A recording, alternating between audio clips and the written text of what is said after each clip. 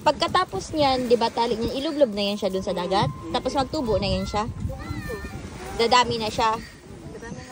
Ilang araw yan siya harvestin or ilang ano? Pwede 15 days. Tapos, Tali ka na naman ganito. magtali naman yung ibang natira. Tapos, itutuyuin. Pag marami na, bago magtuyo. Pag tuyo, magkano din ang kilo? Magtuyo mo na ng pansimilya. Yan yung similya, tapos magtubo, di ba? Tapos magkuha naman ng similya doon. Tapos tutuyuin. Nagakuha ng similya dito. Tinuyo to. Ito mahal-mahal na. Kaya ko ilang kilo na ba ito eh. Hindi na naman ito nagpapita sa amin. Sa... Bago lang ulit kayo ngayon. Ano, singin na lang. Nakaraan. Litrang kamurang. Basta ka gusto na kilaw eh. Ito, meron nila. Ha? Ito bang hinilaw? Parang hinisa. Pinikilaw ba yan? Kasi ito din ba yung ginagang gulaman?